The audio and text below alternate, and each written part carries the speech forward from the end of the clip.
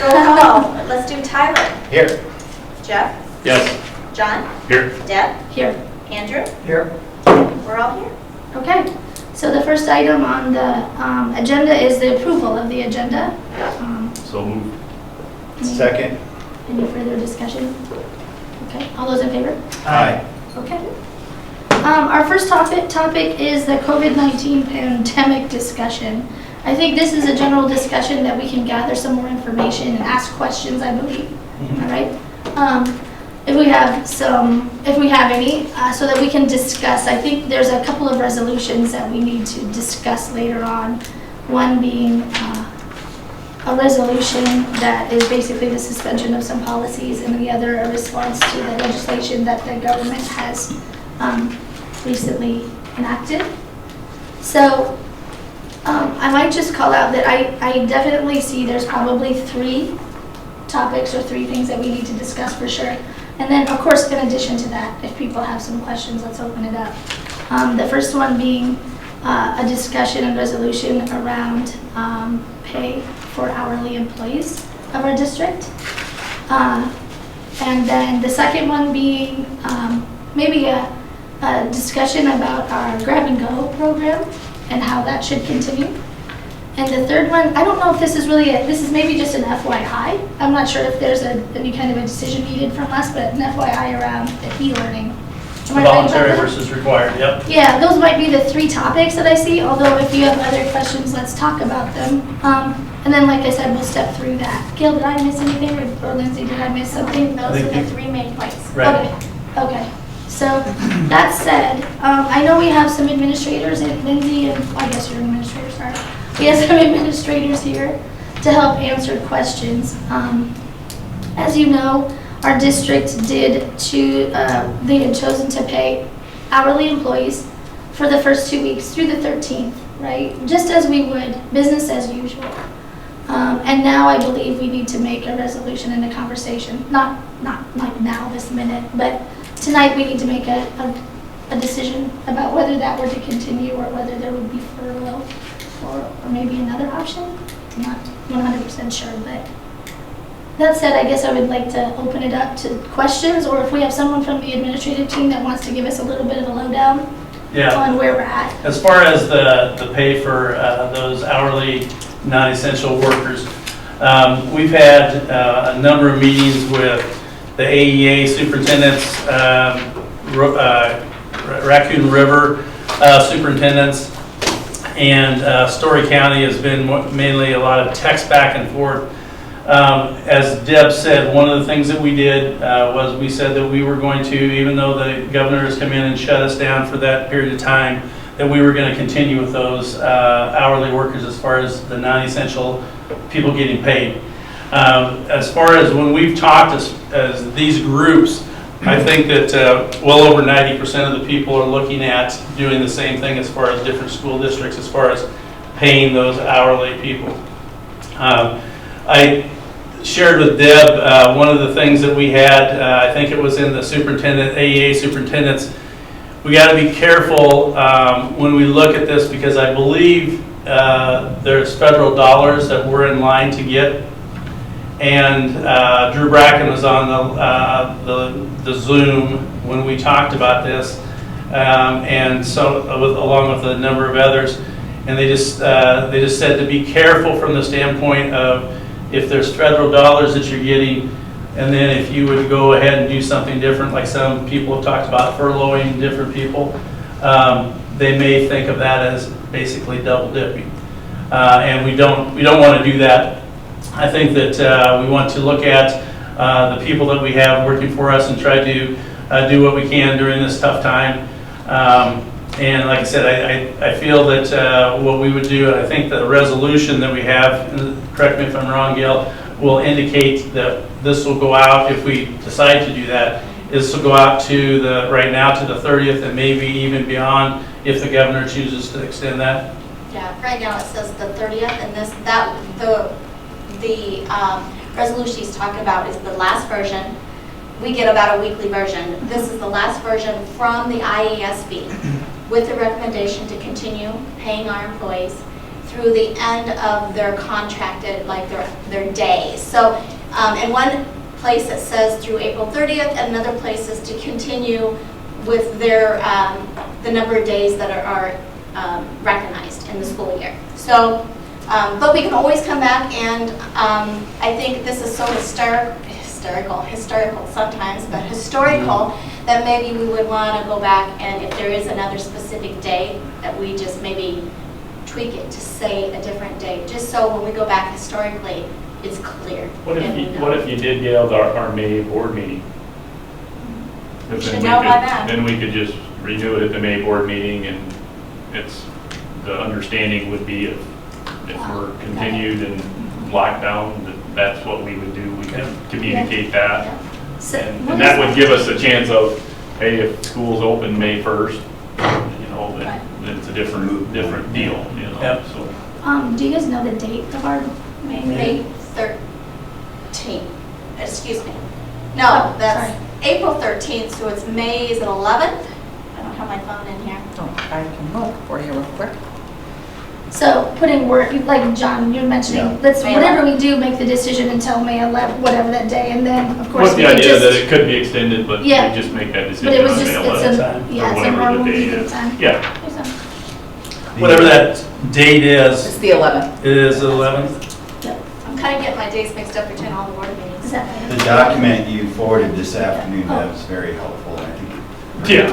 like you said, Lindsay, that's pretty straightforward with what their recommendation is. Yeah. I felt so too. I thought that was helpful. I mean, as much as it kind of went back and forth, and initially this, initially that, and they did seem to settle in and have a consistent message, so. And these decisions are all over the place. I mean, Yeah. It changed Day to right day, yeah. from the very beginning. It was just like, and the more we thought about it, we're dealing with people. We're dealing with, and the ripple effect that that decision would make was weighing heavily. So, yeah. We also have PD options, some online things that we're going to do with our associates and even with our bus drivers. So we've got that in place starting on the 13th. Just an FYI on that. We've also talked about how the secretaries would be handled in each of the buildings as far as they're not going to be into there'll be a safe distance even in the building at the same time, but we do have things that we would like to have them do. My recommendation would be to go ahead and approve the payment of the non-essential hourly people up until, I guess they said the 11th. I'm not making a motion, I'm just making a recommendation. When this says it's revised 4/3 of 2020, when do you guys get that? That came in on, I think it was Monday. The document says 4/3, which was a Friday, and I think it was actually emailed and received on Monday. Today. So is that the kind of lead time Is you're that getting what on you all said? this information is like one day and you got to act on it? Friday. We got the template that I think we sent on to, I think Deb or whomever, or all of you, I'm not sure.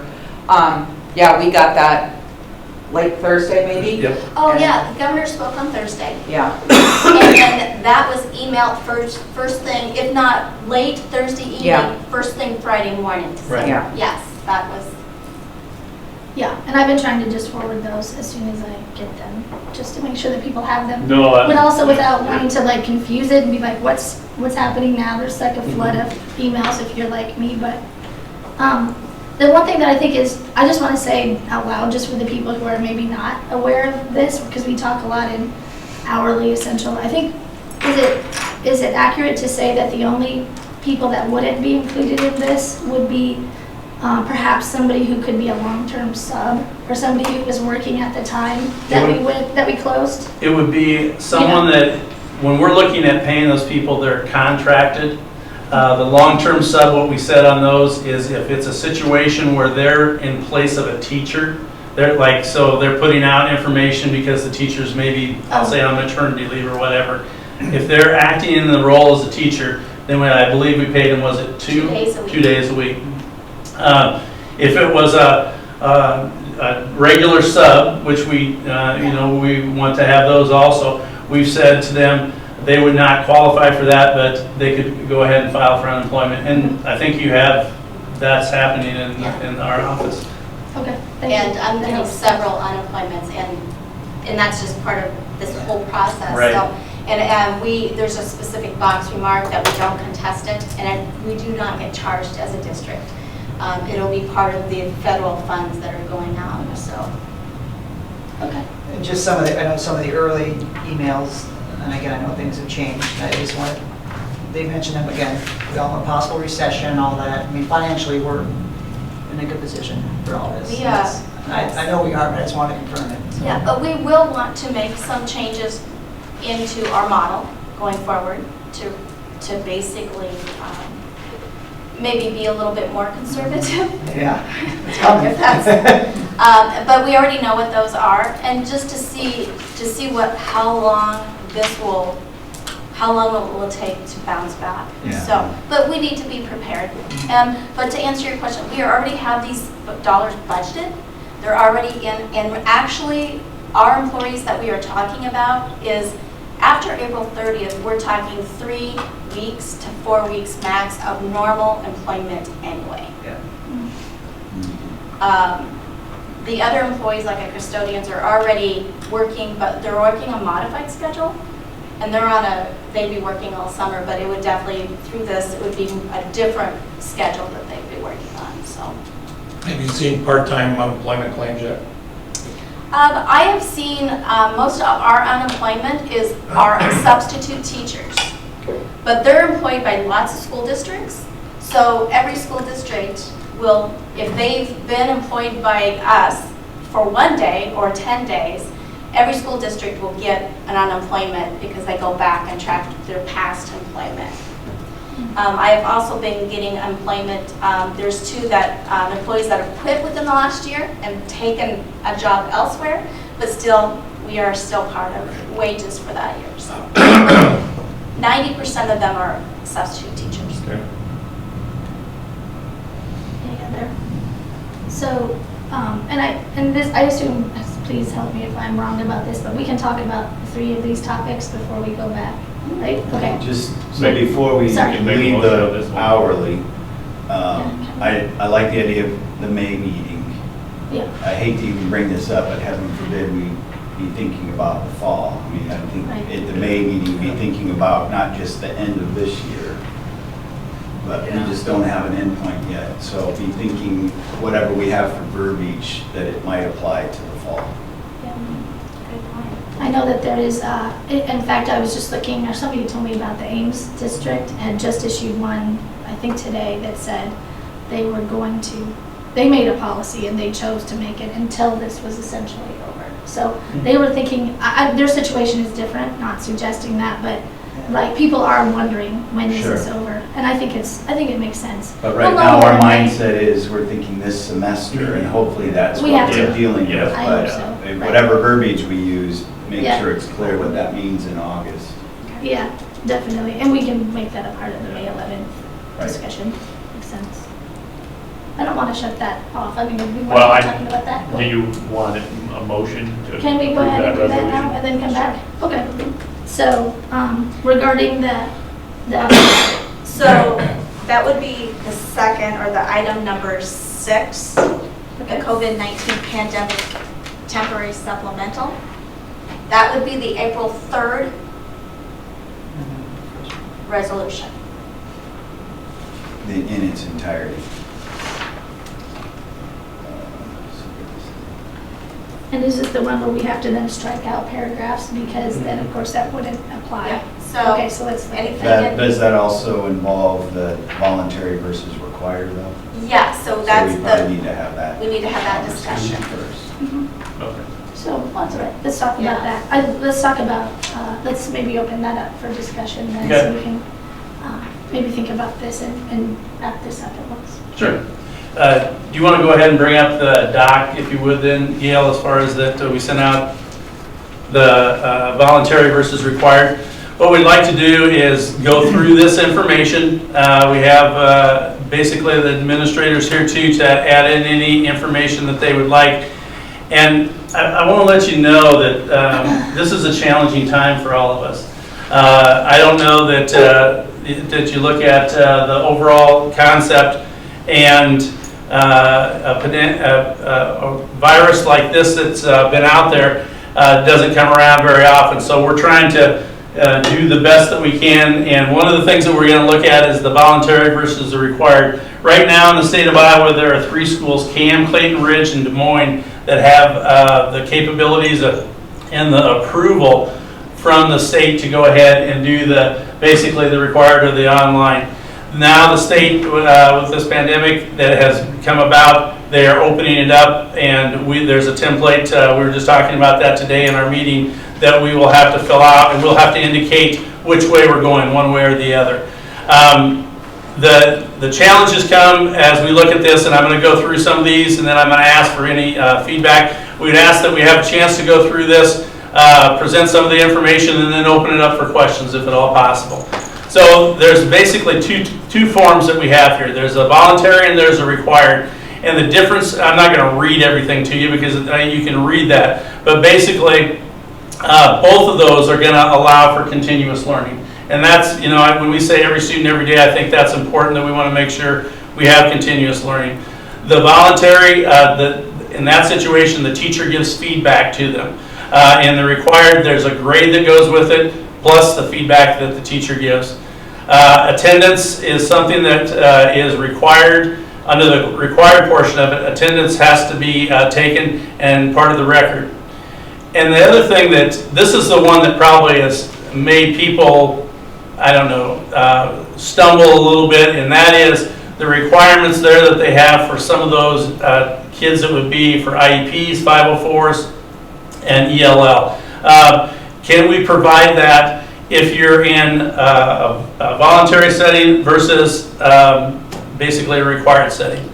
And the legal things about that. And Jeff was asking earlier about how early do we get the information on some of these things. It's coming out like they're having a meeting on Monday, and then maybe on Wednesday there's some more refreshers to that.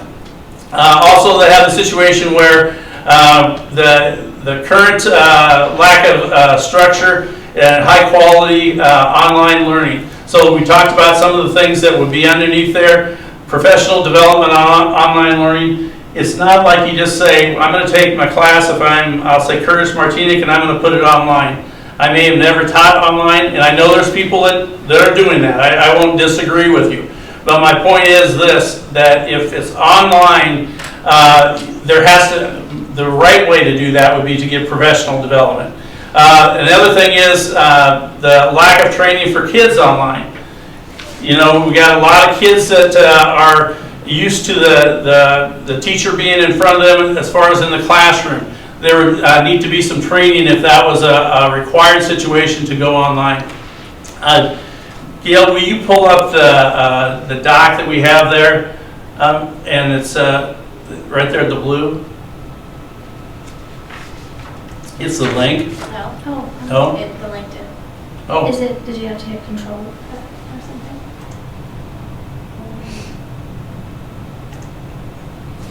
Maybe it won't. What it is it's a doc that the DE has sent out, and it allows you to look at it. It's a rubric for readiness for continued learning, and it will have you look at the different areas. One of the things that we've looked at as far as school readiness for which measure we're going to go with. You have to include that in your application, which is it the 10th? Is that when we have to have that in? By Friday. By Friday.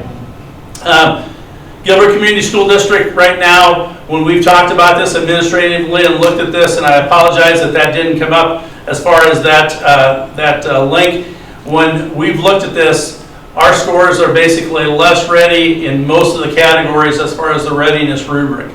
So this is kind of the difference between the voluntary and the required. What I'd like to do is I'd like to ask any of the administrators, got to turn my back here to you, if there's anything that you would like to add to that first part of our document. I would add one thing for right off the top. When we talk about the current lack of structure for high quality online learning, it's important to know that for the required, we're saying that what's going to happen online is going to be as rigorous as what we're doing in the classroom right now. Now, I'm not saying we can't put, we've already put things together, but I struggle with saying that that is going to be as rigorous, and that there is a lot of teacher moves that our teachers do throughout a day. If you think about how you present a lesson, how a teacher presents a lesson, and the differentiation that happens, the questioning that you're asking, the reframing of a question, all of those things that go in to a quality lesson that our teachers are really good at. Those things you're gonna struggle with happening. Those things aren't going to happen online. They're just, I mean, it's a different world. Now, there are 3 districts in the state of Iowa that are online districts. They have done a lot of training to get there. It takes them a couple years. And the rubric, I just sent it to Gail. And Gail, I had already reframed it to question around just our district. Yeah. So when you see it, you'll see it in there. Anyway. You emailed it to me, right? I did email it to you. Anyway, when you look at that and you think of the 3 schools in Iowa that have already gone through this process, those students that are going to those schools have opted in to go to those schools. They're not like, oh, next week we're doing it. You know, oh, this week we're going to do that, and last week we did it this way. Through all of our discussions that we've done as an administrative team, you know, we said we have not put our bang for our buck to go towards online learning. That has never been a goal that we've looked at. We have focused our learning around best practice in the classroom, project-based learning, those authentic tasks and those kinds of things. And so that's one piece of the required. The other piece of the required is every student, every day. I struggle with saying we're going to leave somebody behind. We're purposely going to leave somebody behind that either doesn't have the access, I could have great internet access, but I might be the sibling that's taking care of my younger siblings because both of my parents are at work, we're trying to work from home, and I don't have enough bandwidth.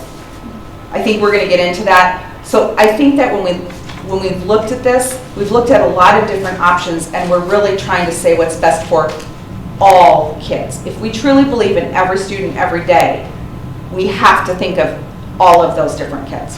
How are schools able to do the required? I mean, I think I just read Ames is going to do it for high school, and I don't even know how you manage this. That's a really good question. I don't know that they know for sure. Vic, you've had some conversations with some people around, and I'm not going to put you on the spot, but there are a lot of questions in some of the districts, maybe like an Ames size or bigger, of how they do that. Is there, when you look at us, you know, we're not the size of Ames, but there are some problematic things that happen. In your opinion, from a high school end, and I think you see it more at the high school than you do at any of the other levels, what is it that you see happening there? Well, hello, can everybody hear me? No, it's Not yet. A little bit. Try it again. Can you hear me now? Yeah, we'll get by. Yeah, we'll be here. We'll listen close. Go ahead. Well, it seems like to me, from the networks that I've reached out to, we've all reached out to our own networks, it just seems to be all over the place from district to district. It seems like the larger your district gets, you know, when you start getting up around 500 students and more, it becomes more and more of a challenge. And then it also, I think, kind of depends on the dynamics of different communities and their views on how they can best serve students and making sure they're serving all students and serving all students well. So it seems like the larger your district gets, the more challenging it's going to be. Like for me, it would be a nightmare to try to think about Ames with 2,000 students and ensuring that I can meet the needs of 2,000 students would be a daunting task. You know, I think the larger your district gets, the more challenging it becomes. Any other comments from anyone else? Oops. Any other comments? Carrie, was this the one that you had shared? Yeah, this is the template for continuous learning. I just took it and put it into our own meaning for Gilbert. So this is part of what we would have to fill out for the Yes. state. You can kind of take a look at that. I don't know if you can see or you have access to that where you're at. That's all right. They have access to it because they have it, they have it in the share folder. But this is what you look at when you see where you would be at. And if you look at it, the Gilbert plan that we're going to be recommending to you tonight is delivery of the curriculum on a voluntary basis. New material would be something that the teachers would be doing. So it's not like, they're just throwing something out that might be, a game or something like that, or enrichment. It's going to be new materials, and it's going to be built around the standards so that they can focus on learning. And again, I'm not going to read every part of that to you, but I guess the big thing that we're looking at is, and I guess Vic hit it, is the fact of what will work for one district may be a different thing, and that kind of answers your question, Andrew, as another. I'm not saying anything. I think that, whatever district, if they want to go ahead and do the required, that's fine. The district I'm concerned about is basically this one. Yep. So, and maybe this is different at the different levels, so feel free to join in from different buildings, but can we just talk through what your expectations are for your teachers at the voluntary one? Two, just clarify what that means for grades this semester, and anything, the big thing discussion that my wife and I are having is, what you hear is in Hurricane Katrina, New Orleans, it took 2 years to catch up because they were out of school. They were out of school for a long time, but we go into this voluntary mode. Maybe that's hard to even do right now, but we're going to have these message points. What does that look like in the fall then, right? So first is, what does that mean for your expectations for what your teachers are going to deliver on a voluntary basis? Second is, what are the grades? What does that look like? And third is, what's our message points? Because I'm sure there'll be people that push back on You're required as to, well, what does that mean for my student, my child in the fall? Will they be caught up? Will they be behind? Vic, do you want I don't know if you were just singled out there as far as, because you're in the block, but you want to start out with the grades part, or actually, what does voluntary mean at the high school? Well, I think we can still keep a very rigorous mode going. I think we continue to push out great resources. I don't know if you've had a chance to look at our resources doc yet, but I think our staff and our admin team has done a great job of putting things together, and then our teachers have done a great job of putting things that are in there that are really, really relevant to our students. So I think the expectation would be in the voluntary mode is that we would continue to push out great materials, and then parents can engage with those things as those things are coming out. As far as grades go, there's lots of different options. I don't want to get the cart too far out ahead of the horse on grades until a decision has been made with voluntary or required, because it looks completely different. If you're going required routes, you're looking at giving grades, and that is a challenge because the instruction is not the same as it is in the classroom, and kids are not going to engage the same way when you're going into a required mode. So a required mode could have a strong impact on grades for sure, because there's going to be less opportunities to engage in meaningful ways as there would if you're in a face-to-face mode. Now, there has been some discussion across the state about options of a pass, fail, and an incomplete system. You could do those things where students that are passing would be giving a passing grade. You set the passing mark. At this point, D- have been considered passing to this point everywhere. It depends on if you're on a competency based or whatever it is that you're doing. But students would be issued a pass, they'd be issued a fail if they were just way out of the ball game. And then you could also issue an incomplete, which means there's still some work to do to get you up to passing in order to say that you've earned that credit. And so it could look a lot different in both. Now, the nice thing about grading and credits is the school board has local control to issue credit. So the school board can make decisions on how they issue credit for the semester. So it could be based on the work that they've already completed, and then we can continue to push out great resources that our community can engage with to keep their children engaged with, if that makes sense. Cindy, from the high school standpoint again, if there's some things that Vic maybe did mention that you want to add anything? Well, can you hear me okay, first of all? Yep. Okay. I'll just continue on and answer another part of Tyler's question. What about in the fall? What does that look like? And we've already had great conversations about that. And we are confident that the best route for us to go is voluntary learning and then be able to get all of our kids back on track in the fall. Versus online learning, you would have some close their gap and gain those skills the remainder of the semester and others would not. And then you're coming back in the fall trying to place them correctly. That would be fine, but it would be difficult. Voluntary, what that means is we encourage, we connect, we do everything that we can to make sure students have those great learning opportunities this remainder of our school closure time. And then whenever it is we get to come back to school, then we get right to work on those skills gaps. That's what we're good at. When you look at other schools, whether it be Ames, whether it be Waukee, whether it be others, smaller schools and what they're doing, what we know we can do really well is when we have the students, we can take care of the students. And sometimes I do think that is a little better for our size and our size school. We can pinpoint which students are lacking which skills in our school versus bigger schools. The system is just totally different.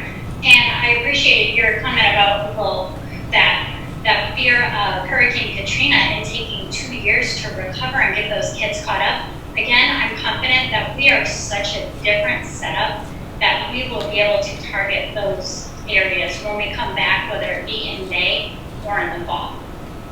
Yeah, and another thing to consider, to piggyback off of that, is we do have a very large percentage of our kids that are advanced students. And so they're working above the skill level. So the gap in like a Hurricane Katrina type situation is you've got a large percentage of your students that are way, way, way below proficient. And so you're trying to dig out the hole that is so already deep, where we would just be working on skill development on missed skills versus trying to close a gap that is just huge due to the large number of non-proficient students. That would be the big difference I see. So what happens if we don't ever go back to school this semester and we have grades up till spring break? And I think the big question for some parents, as they've asked me, is what happens to my child when they go out and they want to get a scholarship? So what do you do with the grades since, Yeah. Do you stop the grades you just don't have this semester? Do you stop them at spring break? What do you do?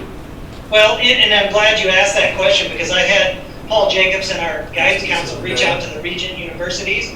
And as you guys probably know, the Regent universities and the community college system has moved to a pass-fail system.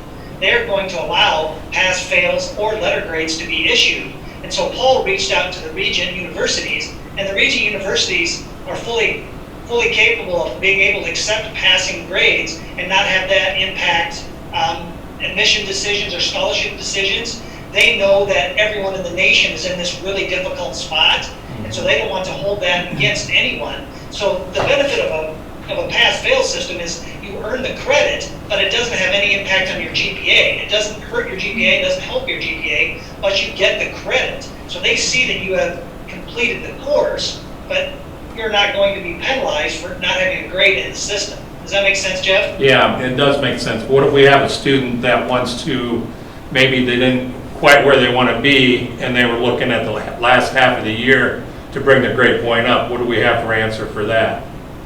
But the nice thing with the pass-fail system is as long as they're up above the passing mark, they receive a pass, and it doesn't hurt their GPA. It just shows up on their transcripts as a pass. Right. So it looks the same. It doesn't impact their grade point, because what we don't want to do is a kid that has a C- or a D wanting to get that up and can't. Right. If they're above the cutoff and earn the passing grade, then it's marked as a pass in their transcript, and it does not damage their GPA. Because the last thing we want to do is damage kids' GPA under a system because we're not able to deliver the proper instruction that they deserve. Now, Jeff, Iowa State is giving you the option, but they continued on online. So you can take the grade or you can take pass-fail, and On Iowa State? at the end of the semester, the option's for you to pick which one you want. Hey Vic, could you speak to the fact of our students that when we left at spring break were not passing and what we're doing for those kids? Yes, there is a little bit of a caveat within the rules that the DE has given us, the guidance they've given us. Students that are currently failing or seniors, we have the opportunity to do some credit recovery with those students, and we can actually issue them an opportunity to improve their grade to get up to passing. Because like we said, we don't want a closure to impact a senior and all of a sudden not be able to graduate and fall 2 or 3 credits short. So we have reached out to all of the seniors that are currently failing a course, and they're currently working with their instructors independently to get those grades up based on things that they've done already in the past. Maybe they have some missing assignments, or they didn't do so well on a test and they can do some reassessing. They're working with the teacher through that. They're doing it through online opportunity, email exchanges back and forth. And we have a credit recovery instructor, Bob Taronis, that has been dropping some packets off at people's houses because kids don't have internet access, and he's had to reach them by phone. So we've been doing some things through the credit recovery route to make sure that all of our students will be up above the proficiency mark, and we would expand that to any underclassmen under a voluntary system into next week if that's the decision that's made. So those kids that are seniors, and not to focus and say the other ones aren't important, but those kids that are seniors that may be failing, the credit recovery route allows them to go ahead and get that grade up, whether it be through Taronis or E2020, or I guess it's Edgenuity, or working with their instructors. And is that correct? That is correct. They would have the opportunity to work independently with their instructor to try to work through what are some of the things to get them up to a passing mark, because they would have no opportunity during a closure to do that. And I would feel terrible to impact some of these graduation opportunity because they didn't have an opportunity to get their grade up. And the DE has given us clearance to do that, so we can issue a grade based on things that are missing or things that they didn't do so well on under the guidance if a student is failing and needs credit recovery. I interrupted you though, go ahead. Oh yeah, I have 2 questions. One, I would love to hear from the other buildings, because I understand, like, high school, I think that makes the most sense, and it's easiest to picture. I would love to hear what this means for the other buildings. And secondly, to go back to that, maybe understanding a little bit about what kind of a commitment are we talking about time-wise, either. Like, is required, does that mean you have to instruct the same number of hours every day? Is there a difference in what you would expect with voluntary? Do you know what I'm saying? In terms of maybe what you could expect in terms of, I guess, not face-to-face time, but I don't think it would teaching time. That's a good question.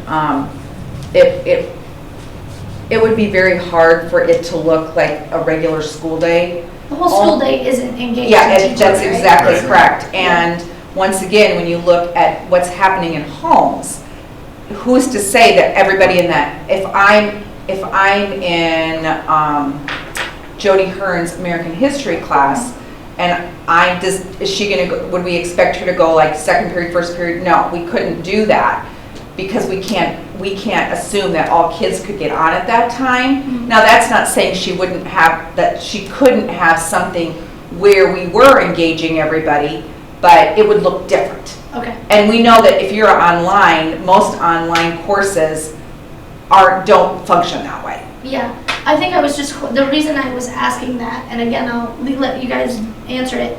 Sometimes it seems like there can be a big difference, right? And I think that sometimes it's hard if it's your student and maybe your neighbor, they're getting a lot of contact with the teacher, and your student for another reason isn't. Right. That's hard, and I would want to understand why. Sure. And so I guess I just have that question, but I would love to hear from the high school thing. I get that makes sense, but I wanted to hear about the other buildings. Mike, why don't you go ahead, we'll kind of go down a little bit here. Why don't you go ahead and talk about the middle school? Yeah, so I guess first off, can everyone hear me okay? Yeah. Okay. The question was, what's the difference in what teachers will deliver? If it's required or if it's voluntary, at our level, it wouldn't probably look any different. One thing we held off doing to this point was delivering new content, and in that first initial closure, and so we spent time doing either review or enrichment. And so whichever way the board decides to go, whether it's voluntary or required, we're going to get into new learning. I think we have to do that. And so I think from what it will look like for my teachers, it would look the same. Really, the difference would be So in the voluntary, they're giving kids feedback over the work that they did, whereas if it's required, then there's that grading component and there's the attendance component. But I think in terms of what the teachers are actually doing, I think would look very similar in either setup. In regards to grades and you know, at the middle school level, and you know, we do get grades, but we could get grades right where they're at. I think, you know, ultimately with the hybrid grading system that we have, the standards-based grading, you know, those kids who aren't at that proficient level yet, you know, part of this depends too on if we do return or if we stay closed. You know, I mean, unfortunately, we're kind of in limbo where you kind of have to have a plan for each. And so if we do return, then I've been talking with teachers about ways that we can work with those kids who are behind and how we can bring that up to speed. I don't have that really formalized yet because, you know, we're trying to get this new learning up and off the ground. And then as far as the fall, I think, again, that relates back to whether we return and actually see kids face-to-face yet this year, or if we don't, I think what the fall looks like could be different depending on that scenario. So the sooner we get that information from the governor, I think, for at least for me and my building, the better answers I can give you on what that looks like. And I think that's the 16th or so that 16th, she's 2 weeks promised ahead. to say that. Like she'll give 2 weeks notice or whatever Well, about the before next. if we come back. Yeah. Whether or not she's gonna. Does anyone have questions about middle school level? I mean, other than they're going to continue to reach out, it would be new learning, like you said, something similar in terms of, I would imagine, is there similar expectations among the different classes, you know, for contacting? Is that too much detail to ask? We I'm sorry, haven't gotten that far in the Okay, weeds yet. sorry. No, that's a good question. Okay. But that question that was mentioned about what's going to happen as far as when these kids come back in the fall, we've had some good dialogue. I won't tell you that we have everything sealed up yet, but there has been good dialogue on it. Amy, we want to talk about the intermediate? Sure. Hello, everyone. Hello. Very similar to Mike. Luckily, we've got to spend a lot of quality computer time together in the last couple of weeks. So I think we all pretty much have the same vision of how this could go. You know, after tonight, we get the go ahead to go this direction. But you know, we've got a great start to some online resources, really trying to streamline that, make it as user-friendly for kids and parents to navigate through. With the addition, the thing that would change would be some new learning with some feedback from teachers. Right now, we've said, you know, hold off on that feedback also. So those couple things would change, the new learning and the feedback. How that works, again, we're still talking through those expectations specifically, but I know similar to the other buildings, I'm meeting with my grade level teams and specialist teachers weekly and talking through email, phone, text, much more than that also. You know, they're eager, they want to please, they want to do what's best for kids academically, but then also really putting the focus on that whole child and making sure we are supporting families, not only the ones that maybe don't have the means of internet, but those that mom and dad are home because they are still working, and just really trying to help support them and know that it doesn't have to be school all day long. It shouldn't be school all day long, but then making sure what we do provide is things that they can do, but yet challenging them to continue their learning. And the So- reason I asked, So Amy, I would assume like with Mike and Vic and Cindy, middle school and high school, that those students are independent enough to engage. How would you describe the intermediate school? Are they able to engage independently, or do they need their parents there to help them? Yeah, great question. Well, I can use my second grade daughter as a good example. It's not like, I laugh and I've told parents, you know, don't think you have to do stuff all day long, because my life has been on a computer screen these last couple of weeks. So myself, I've not given a lot of extra teaching time to my own children. But what I've been able to do is Sunday nights, from the resources that the teacher provides, put together like a Google Doc, and our kids are pretty savvy. Starting with 2nd grade, our 3rd, 4th, and 5th grade use the Google Suite regularly in the classroom when we're in school. And so just putting links and time frames in, all the things that we're suggesting to parents and kids are things that they've done and navigated through for the most part. Like Google Classroom, our 4th and 5th graders use that a lot with assignments and doing activities.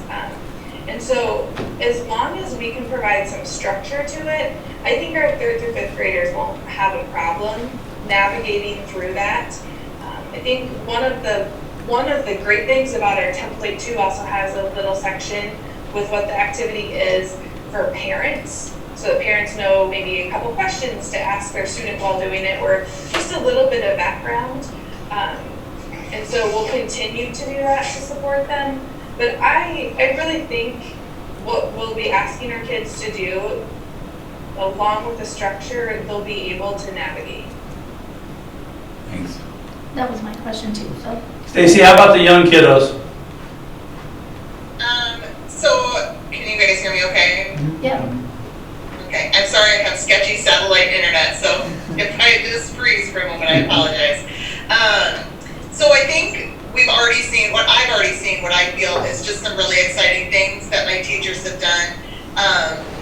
Virtually all have gone and done some live kind of interactions with their students. I would say the vast majority have used Zoom. We have others who do some Facebook Live, and so I think that accounts for a piece that we haven't necessarily talked about too much, which is we kind of all have the requirement that our teachers make connections with our students. You know, I have a couple that are a little bit more fearful of the online Zoom environment and managing that, but I think all of those teachers have sent individual emails to those kiddos. You know, as I think, Tyler had pointed out, you know, obviously the younger you go, the more adult supervision is required. And I think for us at the pre-K2 level, we've definitely given programs, as Amy mentioned, that are familiar to them, whether it be some math programs or some online resources that they've used in the classroom throughout the year already. But as I'm sure most of you would be, as a parent of a pre-K through 2nd grade kiddo, you're a little bit more checking to make sure they're doing what they say they're doing, or, you know, maybe you're logging them onto the system just to make sure everything is, appropriate and as it should be. I think for us, we probably have a little bit more asking parents to interact a little bit more with the students and the learning.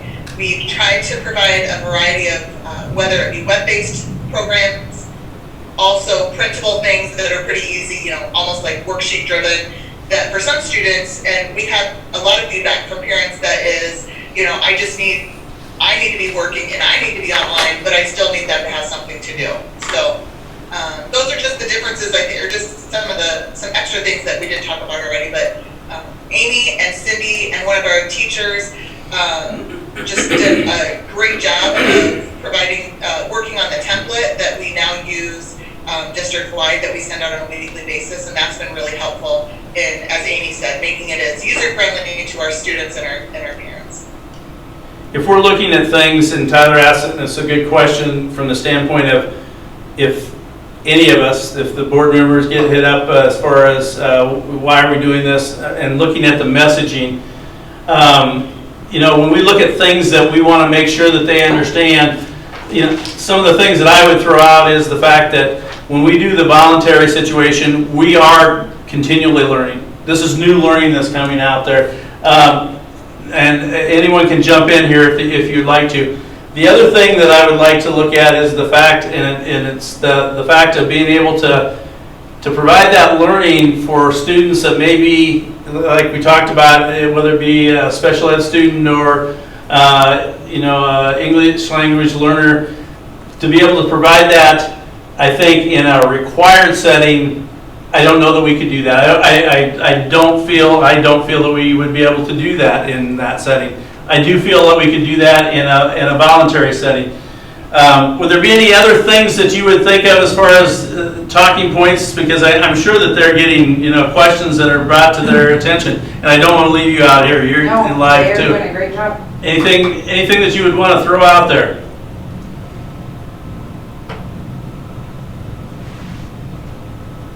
Bueller? Thank you. I got a quick comment, just, and I know you mentioned this as well, Carrie, that, the reason you're not recommending required is because of that every student, every day.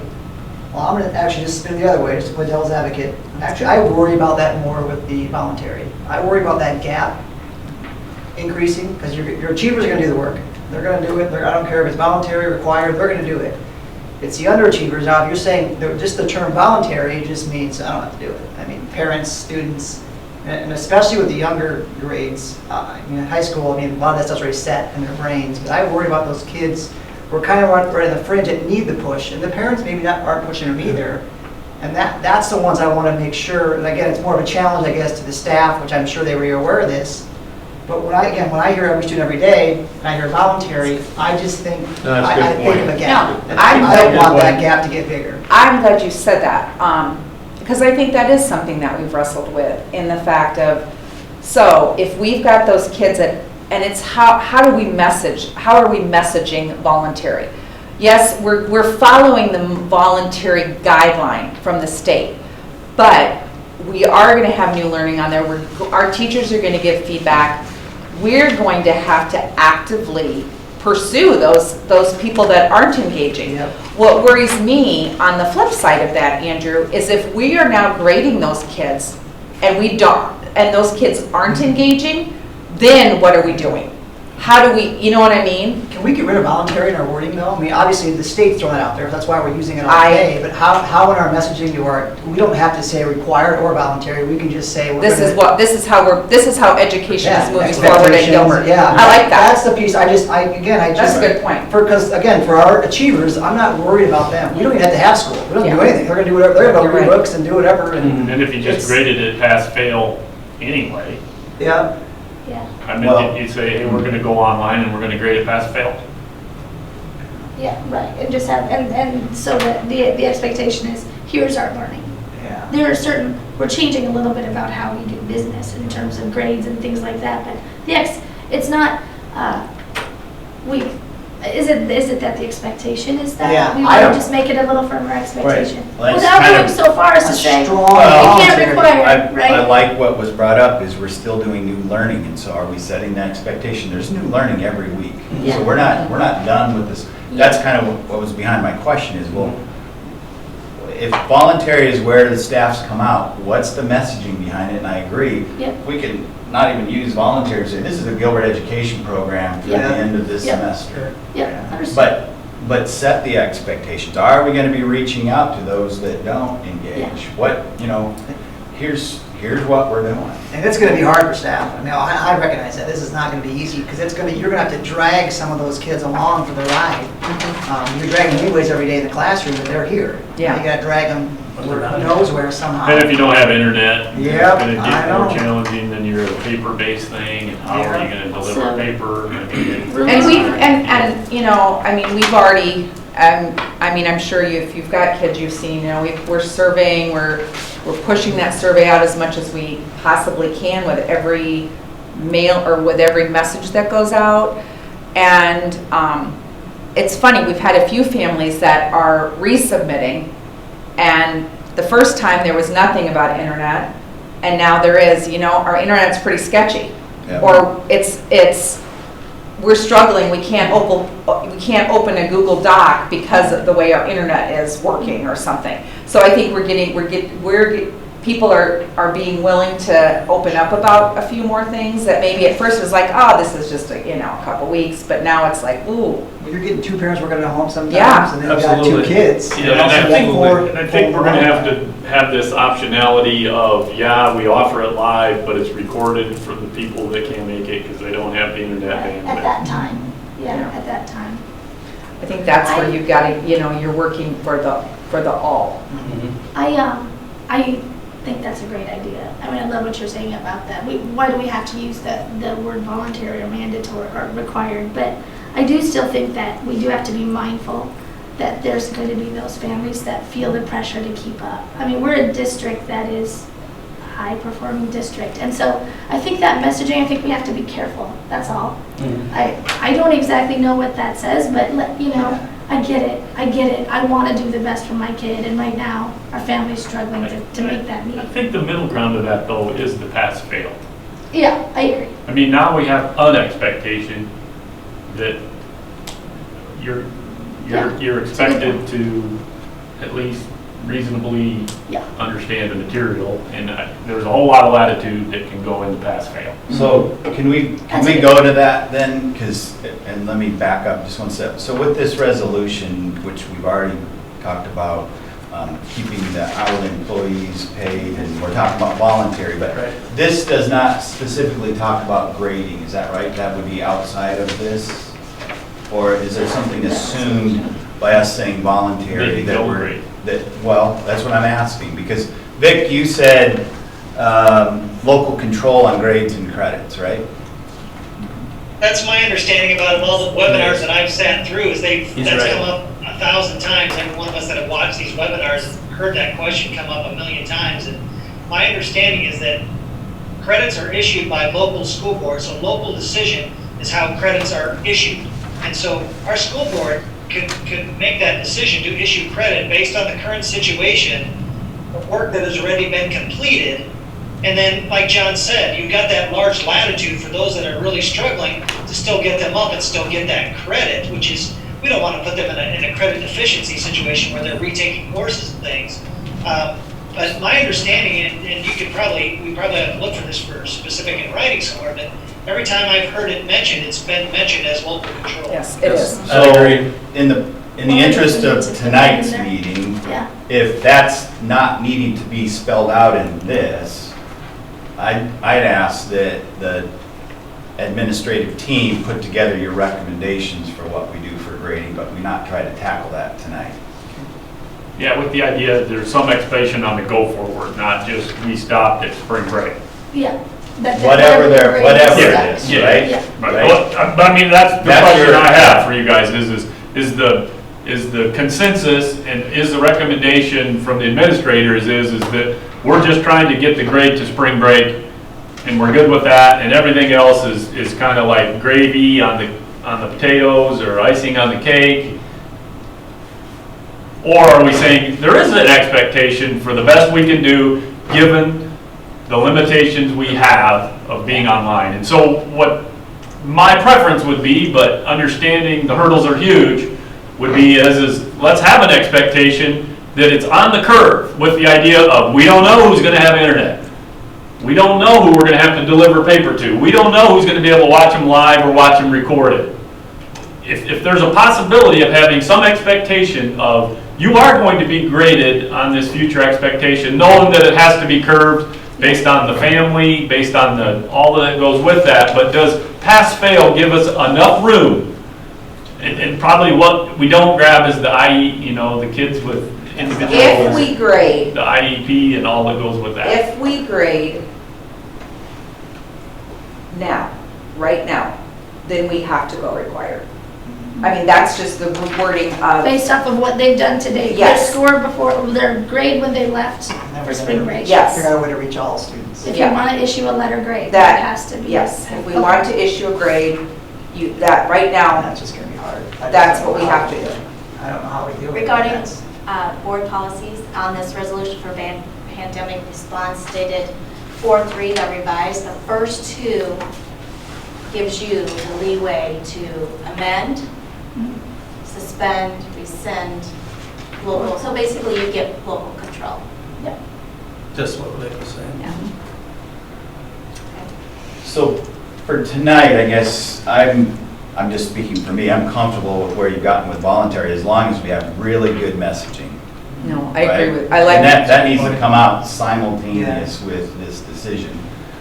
But I'm not sure we're there with what does that mean for grading. Grades and stuff. And so I'd be if it doesn't have to be spelled out in this, I'd be comfortable with that for tonight, although that'll be one of the first questions that comes out, Yeah. right? Except that the only thing we know that if they say voluntary is we can't issue letter grades. Am I right? We can give feedback. We can, no, I just Yeah, think that, I I mean, mean, we we just, give that's We all. give pass, fail, does not meet feedback. Would we do We- that? That's all I'm saying, Yeah. let's keep this thing wide, but let's have an expectation Yes. that we expect something for you to do, you know, and maybe we can't, I get it. No, I just- and I'm not trying to be a stickler on No, that. you know the ramifications. Well, that's what it better than says me. if you read it. Yeah. That's what it says. Okay. I just go back to voluntary workouts, 7 AM. It's hard to get up. And again, as a kid, I got down. And then once you see that, it's optional. Well, again, I don't want that, again, it's that middle and lower zone I'm worried about. Yeah. No, but I'm not worried about the other things. There is nothing in the word, in any of the documents that I have read that say that as we push this out, we have to, I mean, we're choosing, we're telling the state, we're doing this, we have to do that by April 10th. We can just say, this is our learning plan. Here's our plan. Yeah, I Here's mean, the plan, and here's what the teacher, expectations of the staff, and Yeah. the classes, and. But- I think you're already there though, aren't you? But remember social media, Yeah. it'll be the next day of, Yeah. there's no grades. I mean, if it were, you know, the kids I know. Well, I think that we all know though that, okay, yes, we are some people are very intrinsically motivated by that. But also, if our teachers are giving that feedback to kids, there's going to be that interaction. And my hope, in all of this weirdness that we're living through right now, my hope is that kids want to be connected. I think kids miss school. And I think getting that back and forth with the teacher, you know, in many different ways, however that's going to look, I have to believe that most of our kids are going to want that. What's our answer today if we've got a kid or a parent reach out and say, I have no internet, I have no laptop? How do we answer that question? That's a good question. We are making hard copies and people can pick it up at our grab-and-go meals, whether they're getting a grab-and-go meal or not. We are mailing them. We have dropped them off at people's houses. I mean, so we're doing, in our survey that we have, we know who all those families are. And the families that, if we don't hear from somebody, we will reach out to them ourselves, so. How many ballpark to the nearest 100 are we talking? Stacy, didn't you drop off some today at the district office, hard copies for some of your kids? Any idea? Oh, Yeah, I have about, total of my list at the elementary alone is about 15 kiddos that I have hard copy things I get for. Mike? Yeah, we have Amy? 17 families. 17? So that would, that would fit with what she said. Okay. Right now, that's what if Across the 17 district. across the district that have signed up for that. And we've pretty much we've touched every family too within district. I mean, is that, at some point, We are, yes, we are, I mean, like when, for example, when we got the news on concurrent enrollment and credit recovery, Vic and Cindy right away, they had emails out to those parents. Now, I will say that they had to contact, Vic, why don't you tell that story because it was your story, not mine. Well, the concurrent enrollment are college classes that are taught at Gilbert, and because it's a college class, we are required, if they want the credit, to move it to online. We don't have a choice. So our choices are drop the college credit for all kids or teach it online. And so because DMAC is actually employing our instructors, I guess is the best way to say it, we've had to move those college classes online. And we had 150 some kids that we needed to make sure we contacted to let them know of this rule change and to let them know that they need to start paying attention to their emails and things because material is going to get sent out. And we probably had about only 75. I put in the box, immediate action required, because I needed to know, do you have internet access? Because we have to problem solve if you don't. And I want to make sure you know your class is starting because I don't want that class to start and then you not know about it. And so I only had about 75 kids out of the 150 respond back to me. And that email also went to their parents. And that's some of our most affluent families. Those are all kids that are taking a college class. And we still had to call 75 kids to let them let their parents know that the college class was starting. So you can just see the challenges with an online format Oh, yeah. aren't just as easy as flipping a switch and now we have required classes.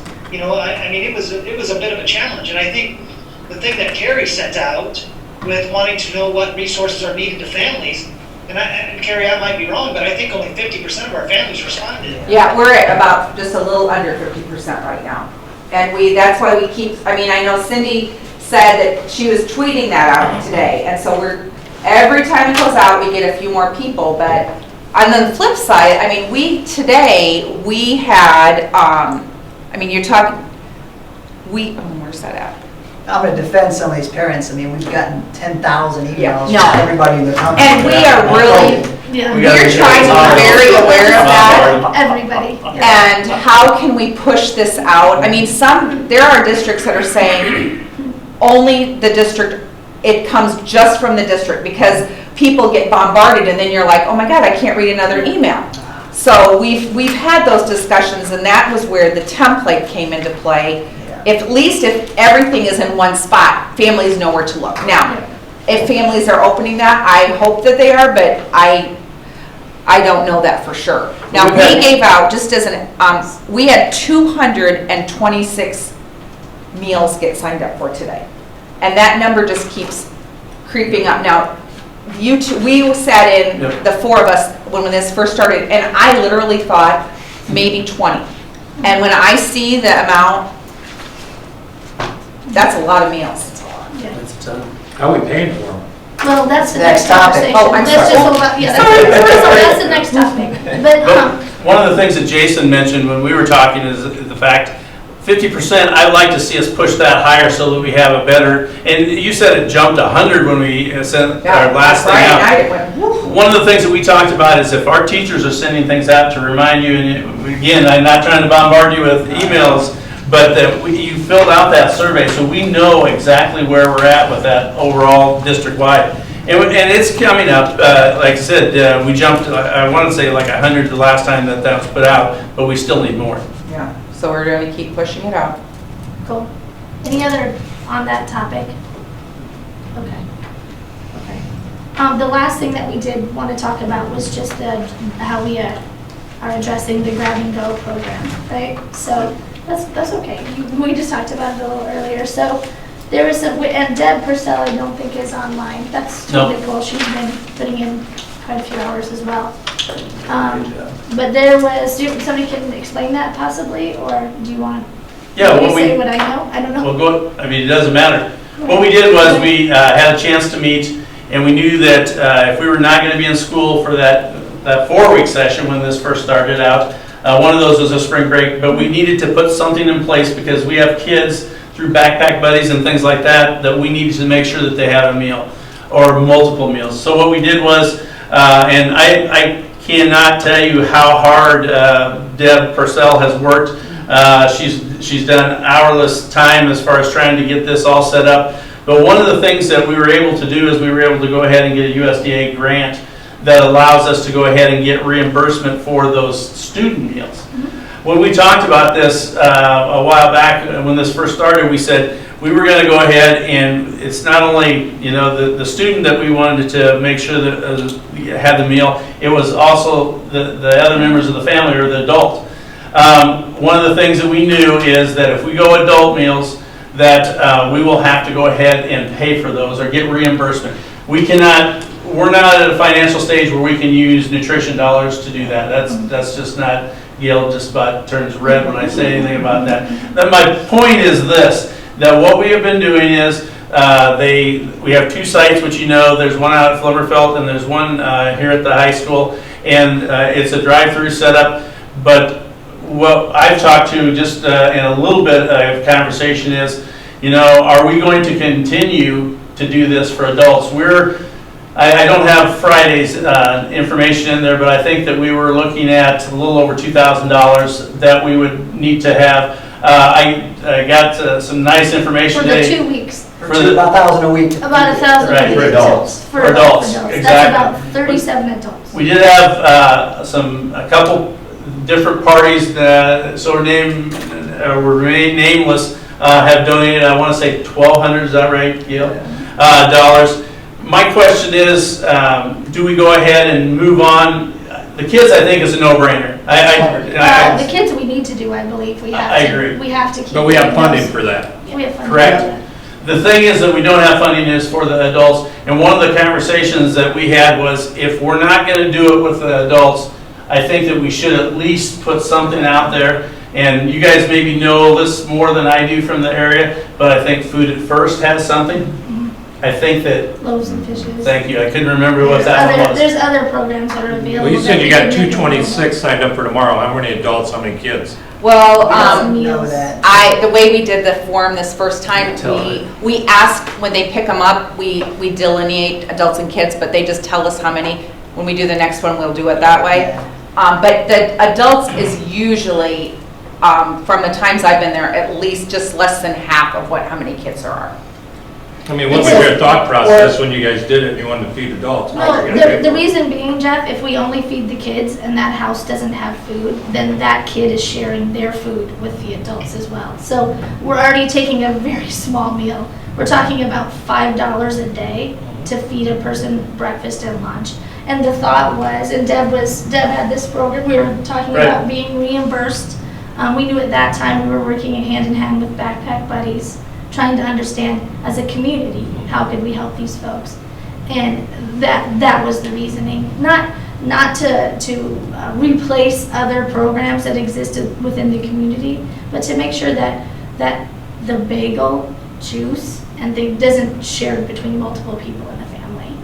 So if you need it and your brothers and sisters need it, no, but I understand what you're saying, and it'd be nice to do that for everybody, but you know, you gotta support it with funds. Yeah, absolutely. You're Well, I agree, that's kind of where we're at That's what today. we're saying. And so we're the only school that actually says for families. I went through all the central Iowa schools. Everybody says, ages 1 through 18, and it says it right on there. So we're one of the only ones that says for the families. that advertise for it. I Yeah. do want to be careful, and I'm not trying to advocate one way or the other. The practice is not different among the different districts. So in other words, Ames is not saying, show me your kids, how many do you have in your family? They come up, they say 5, here you go, 5 meals. So I want to be clear about that. You're absolutely right, Andrew. We did say for the students and their families, but the practice is that nobody's being like, show me, prove it, right? They're being a So if liberal in we their- say at some point we're not doing the adults, Yeah, Yes. everything we hand out is for the kids, we get reimbursed for all of it. Right. Correct. yeah. One of the things. What was, Go ahead. sorry, one more question. Yeah, that's fine. When you set this up, that obviously that was when school was going to April 13th. We thought it was right? a short period of time, But yeah. if we don't have school for the rest of the semester, is the anticipation that we would do that at least the kids through the end of the Yes. school year, Yeah. summer? Or is Yeah. that's a, I believe Is that- I thought that's that the it. I don't grant know. was for the summer program. I would want to clarify on that. Yeah, I don't know that for sure, but Yep. you It's think called it the is? summer- I don't know. it's Oh, the- okay. It's the summer program grant. So Yeah. it's Okay. the same exact thing. So It's extended into the so school year. it's basically ongoing at this point. Yeah. It's that, that first time when it hit, and I kind of laughed thinking back at it, not in a funny way, but when we still really thought that it was just really April 13th. Yeah. I mean, I think that it was still this short-term thing, Yep. and how do we help people fast? Sure, The short-term may sure. be small, so it's beyond that now, Sure. right? And Carrie's right, when we first started talking about this, I never would have dreamt that we would have this many people that have interest in it. Now, one of the things, and I'm not saying either way, one of the things that we have not done, and we passed a Google Doc around a little bit, is to see if there would be anyone that would have interest in possibly donating. But again, maybe I'll talk out of both sides of my mouth here, but we got to be careful because I know there are different places like Backpack Buddies. I think that they're helping with, the Gilbert Lutheran's helping with that. I think they're helping with the one Food at First, and I don't know if they have anything else. My point is that we're in a time where a lot of people are being asked upon to give. And believe me, I think it's great, and I wish that we could have it just be open, but like Jeff said, that's nice, but we have to be able to fund it, and we can't be continually going down. So Absolutely. we have something available if we would want to send something out. Maybe we don't want to send that out, I don't know. What'd you say, Andrew? I said, this is not, I mean, in my mind, again, it was a nice thing we did, short term, obviously, I mean, you add the dollars up, it's gonna add up quick to go raise the funds for this. I mean, it's not we're a school, we're not that's not what our job is, I mean, I don't mean to pull back on It this. was the right decision Yep. when you made it, but But now no, it's. we have to, Yeah. yeah. We When gotta- you add up, first of all, it's bigger than we thought. Again, that's just, now we're aware, we understand the need. Yeah, There's other ways we can help by making sure they have the information available yeah. so that they can get those. Right. So how much money's left on this that we owe? We're trying to raise probably, would you say about $800? I literally have asked like 2 people and we've got $1,200 so Yeah. far, so we're doing okay. I mean, Yeah. that was a I corporate don't think donation that and we're one gonna was have an a problem. individual Yeah, donation, yeah. so I'm not worried about getting the $2,000. Yeah. Yeah. But it's just how far do we Just- go? Yeah, just because I clarified with Carrie, she helped me out, because early on, we had the numbers were raising Right. pretty quick, so I'm like, well, who are these people in the Yeah, district? they're are Gilbert born? So families. we verified they're all Gilbert. Yeah. So that was my, I didn't want people coming from all over. No, we have been able to verify, Yeah, because we that's have been everybody's, and we do it via email. I can just check them in PowerSchool, and we're not recording that, but it was just a way to say, okay, who are our families? Are they in PowerSchool? And that was, I think there was like 2 emails that I did not know, but as we see people come in, we know them, so. So I think maybe, just to kind of put this to rest, I think we continue it for everybody ages 1 through 18, kind of no longer with the families. Yep. And just go forward from that. Obviously, we'll figure out a way, I'll lead the charge and get the money. So you think some of the districts are just handing them out and they're calling them all kids' No, meals? I'm not suggesting that the districts are being like deceptive. No, I'm no. just saying that I don't think that they're not Okay, checking. okay. Right, to say like saying, okay, bring your 3 kids. Right, and I'll right, hand right. them each one, Okay. not And like that. I don't want to put. No, no, no, If someone needs it, we're going to give them the money. I'm not a very good cheater, I guess. So look at pages 1 through. So- 1 through 18 is how usually it is. Until, when would that, So, Well, is I it think a it's summer for the program? length of, if it's the length of the program. it's- okay, Yeah. so basically, is there a date that it's gonna end for the adults? Is there? That's what he was April saying 13th. at the April April 13th, 13th, yeah. that's what I would like, okay. yep, that's the, I don't know if we had a And motion you're on doing, that. you're doing $1,000 a week for adult meals? Yeah. It's We only did 2 weeks, so honestly, we only did 2 weeks. it adds up fast, but they can actually feed an adult for about $28 a week. A week. So it adds up fast, though, right? That's something. Okay. You guys, we have 3 things that we've talked about here. And I think we have to move towards a decision and a formal decision on these, right? So do you want to do them separately or any ideas about that? Okay. So the first is, now let me remember what this was. Okay, so the furlough versus the continued pay of employees. That seems like 3 hours ago that we talked about that. I'll make a motion that we continue paying And as is that, discussed. and is that through the end of the school year, or did we decide to May May 11th. 11th? And May 11th, at that We decision, review it at May 11th. Yes. okay. is there a second? Second. So my understanding, those people are your hourly people, is what you're talking about. Further discussion? And you know that if you furlong these, or if you lay these people off now, since it's after April 1st, right? They're gonna be able to get into the act that the president passed, so they're gonna make 2/3 of their salary, even if they don't work for us. I mean, you realize that, and we owe Yep. that, right? But, wait a minute. With the Leave Act, we're responsible after April 1st for some monies, because I did this with my people, and you had to you either had to furlong them before April 1st, and if you kept them after April 1st, they're able to get some of the funds coming out on the Leave Act, okay? So if we don't keep them and we say we're not gonna keep you, then they go get their money that way.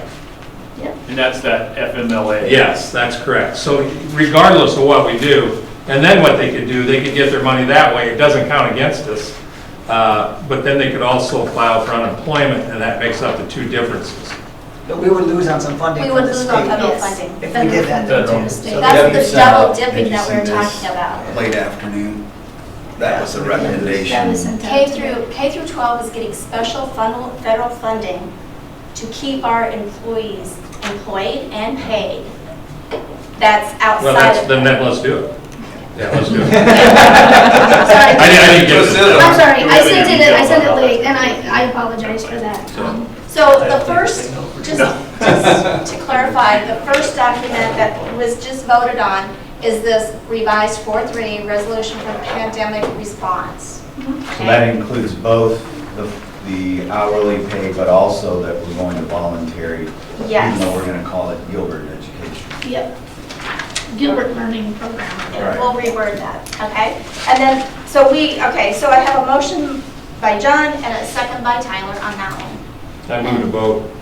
Oh, all those in favor? Aye. Aye. All those opposed? No. Okay, so that passed. Okay. The second discussion was about the voluntary learning versus the required, and I'm talking about the model that we are adopting, not the verbiage and the communication of that. Is there, That's in this. That's all part of the same. That's all part of the same one. don't we have to agree that, so we just accepted that, and so Yeah. by doing that, we also did the voluntary? We have and to the- name the procedure in here. Continuous learning is in this document. Yes, and I thought we were just voting to say for sure. No, we weren't, it's in this. Voluntary, right? Was that? My motion was on that. I thought the motion was on the furloughing only, so But I'm it's all sorry. in this It's all in this. document. One Understood. resolution. So we just do, are we all, nobody would change their opinion? No, no. Okay, sorry The about that, second- that was fumbly. The second resolution is when, it's called the Families First Act. Yes, And so it's all the legal federal requirements that are required from that the president signed, is the second one now. okay. And that's dated April 1st. Okay, so, I'm sorry about this, I'm kind of fumbling on it, but so then, what is the decision on that? It's weird, We're mandated. So this is the one that our attorney said that the board could pass this and we could tweak it, but the only mandatory sections is 7 and 8. okay. Everything else could be. It's also addressing in here that essential employees is in the highlighted thing, highlighted area. Yeah, So, and then about the, and then on the second page, we can eliminate this section, but we could also, we put in here, nothing in this policy shall prevent or preclude the board from taking action to lay off or furlough. That was because we wanted flexibility at one time. If you feel it's yellow, we could eliminate this section. It's on the second page top. But this pandemic temporary supplemental policy provision doesn't have an endpoint. Right. So I say we leave. So leave it? Yeah, Okay. I would. Our whole idea when I don't remember what date we were talking about this, we felt we wanted more flexibility. yeah. Right. It may be on May 11th. Yeah. we will And decide. so then we're at everything else is about the, everything that was linked to Families First. And it's pretty forward after that. So we do not have to vote or have any kind of a vote on the voluntary required. Is that accurate? It was already. It's accurate, It's already in this We've already policy. done that in the supplemental policy. And the grab and go, okay, so now I'm just doing it for my own sake, I'm sorry. And the grab and go is adults through April, the kids and their families through April 13th, kids onward from that point forward. Okay. I'm sorry about that. I thought that I understood those as separate votes. But then we want to move to accept Accept this this resolution. COVID pandemic temporary supplemental Policy policy. provisions. Okay. So moved. Is there a second? Second. Okay. Any other discussion? Can I beat that up anymore? Okay. All those in favor? Aye. All those opposed? Nope. Okay. That passes as well. Woo! So then do we need a motion on the grab and go then? I'll make a motion to kind of, what is it, change the, I'm trying to think of the, it's for kids only. Ages 1 through 18. and As get rid of all- the- Grab and go. As of April 13th. Eligibility Yeah, criteria. there you go. Eligibility? Yep. Okay. Okay. April 13th, okay. Is there And that's Andrew. Is Yep. there a second? Second. any other discussion about that? No? All those in favor? Aye. Okay, opposed? None. That passes as well. Okay, I believe we've gotten through our agenda. Is there a motion to adjourn the open session? So, So moved. Second? Yeah, I want to tell the administrators, thanks for everything. This has been a Yes, thank you. interesting time. Tim, thanks for following up on the outdoor thing. Tyler shot that email out, and you had a good response to it. And everybody hang in there. This won't be forever, I hope. Yeah, I see the governor shut down the parks today. Oh, yeah. Yeah, so. Tyler was just ahead of him. Yeah. I'm just out there. No, we know. Thanks very much. Thank you guys. Thank you. Meeting is adjourned. Hour and 20. Thanks, Barry. See you Oh, guys yeah, later. you're here. Thanks. Yeah,